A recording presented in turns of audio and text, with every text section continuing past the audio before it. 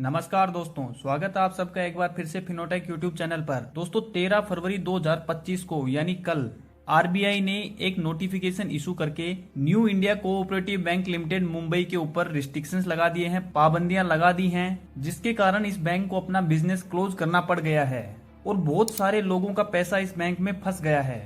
तो क्या आरबीआई ने इसके ऊपर रिस्ट्रिक्शंस लगाए हैं, पाबंदियां लगाई हैं, कितने समय के लिए लगाई हैं, आप लोगों के ऊपर इसका क्या प्रभाव पड़ने वाला है और क्या आप अपने पैसे वापस निकाल सकते हैं इस बैंक से या नहीं निकाल सकते हैं, इन सब सवालों के जवाब जानेंगे हम इस वीडियो में। तो दोस्तों बहुत बड़ी ये खबर है कि इतने बड़े कोऑपरेटिव बैंक के ऊपर आरबीआई ने बैन लगा दिया है। अगर आपका भी अकाउंट इस बैंक में है या आपके किसी जानने वाले का इस बैंक में खाता है तो उनका पैसा यहाँ पर फंस चुका है। अपना पैसा इस बैंक में से वापस निकालने के लिए आपको क्या करना है वो भी हम आगे वीडियो में बताएंगे, तो वीडियो को स्किप बिल्कुल मत कीजिएगा। और आपके किसी दोस्त या जानने वाले का खाता भी इस बैंक में था तो उनके साथ इस वीडियो को शेयर जरूर कीजिएगा। तो देखिए, सबसे पहले तो यहाँ पर 13 फरवरी 2025 को आरबीआई ने ये नोटिफिकेशन नंबर इशू करके इस बैंक के ऊपर रिस्ट्रिक्शंस लगाई हैं। अब दोस्तों यहाँ पर एक ध्यान देने की बात है कि यहाँ पर सिर्फ आरबीआई ने रिस्ट्रिक्शंस लगाए हैं, इस बैंक को परमानेंटली बंद नहीं किया है। ये रिस्ट्रिक्शंस इसलिए लगाए हैं क्योंकि इस बैंक की फाइनेंशियल कंडीशंस खराब होती जा रही थी।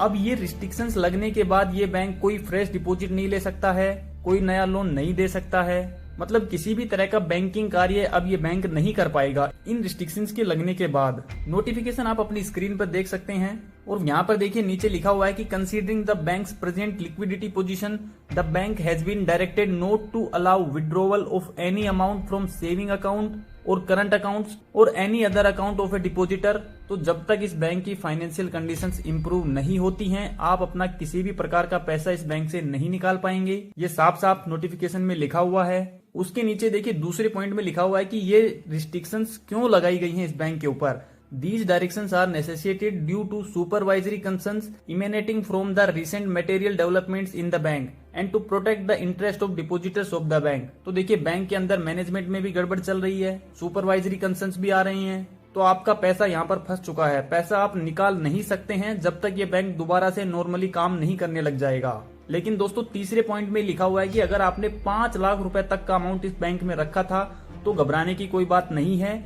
DICGC आपको अपना पैसा वापस देगा। 5 लाख रुपए तक का अमाउंट आपको मिलेगा, उसके लिए आपको कोई भी चिंता करने की जरूरत नहीं है। लेकिन समस्या वहां आएगी अगर आपका अमाउंट 5 लाख रुपए से ऊपर का था, क्योंकि अगर ये बैंक अपनी फाइनेंशियल कंडीशंस को इम्प्रूव नहीं कर पाया तो आपका 5 लाख रुपए से ऊपर का अमाउंट इस बैंक के साथ ही डूब जाएगा। 5 लाख रुपए तक का पैसा आपको DICGC दे देगा, लेकिन उसके ऊपर के पैसे की कोई गारंटी नहीं है। और जैसा कि मैंने आपको वीडियो के स्टार्टिंग में भी बताया था कि इस बैंक के ऊपर केवल रिस्ट्रिक्शंस लगाई हैं, ये परमानेंटली बंद नहीं हुआ है। यही चौथे पॉइंट में भी लिखा हुआ है, the issue of the above directions by the RBI should not be considered at the cancellation of the banking licence by RBI. The bank will continue to undertake banking business subject to the restrictions specified in the said direction till its financial position improves. यानी कि अगर ये bank अपनी financial conditions को improve कर लेगा तो ये पहले की तरह दोबारा से नॉर्मल काम करने लग जाएगा। अब ये जो रिस्ट्रिक्शंस हैं ये कितने समय के लिए लगाई गई हैं, तो यहाँ पर देखिए 5वें पॉइंट में लिखा हुआ है, these directions shall remain in force for a period of 6 months from the close of business on 13 Feb 2025 and are subjected to review.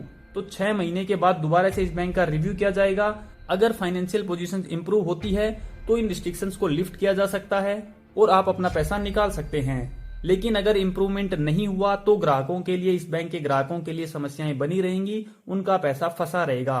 तो दोस्तों ये न्यूज सबसे बड़ी अभी चल रही है। इतना बड़ा कोऑपरेटिव बैंक था जिसके ऊपर आरबीआई ने लिमिटेशंस लगा दी हैं, रिस्ट्रिक्शंस लगा दी हैं। हम कंटिन्यूअसली कोऑपरेटिव बैंक्स के ऊपर वीडियोस बना के आपको अवेयर करते हैं कि इन बैंकों में आपको 5 लाख रुपए से ज्यादा का अमाउंट नहीं रखना चाहिए, क्योंकि इन बैंकों का कोई भरोसा नहीं है कब ये बंद हो जाएं। इससे पहले भी इन बैंकों पे हमने काफी वीडियोस बनाए हैं जिनके लिंक आपको डिस्क्रिप्शन में मिल जाएंगे। और हम बार बार यही कहते हैं कि कोऑपरेटिव बैंक्स में 5 लाख रुपए से ऊपर का अमाउंट मत रखिए। फिर भी अगर आप उसमें 5 लाख रुपए से ऊपर का अमाउंट रखते हैं तो वो आप अपने रिस्क के ऊपर रख रहे हैं। इस वीडियो में इतना ही था। मैं उम्मीद करता हूँ ये जानकारी आपको अच्छी लगी होगी, तो वीडियो को लाइक और शेयर जरूर कीजिएगा ताकि और लोगों को भी इसके बारे में नॉलेज हो, उनको भी पता चले। ऐसे ही और भी इन्फॉर्मेटिव वीडियोस के लिए चैनल को सब्सक्राइब जरूर कर लीजिए। हम मिलते हैं जल्दी किसी और इन्फॉर्मेटिव वीडियो के साथ। तब तक के लिए टेक केयर, जय हिंद।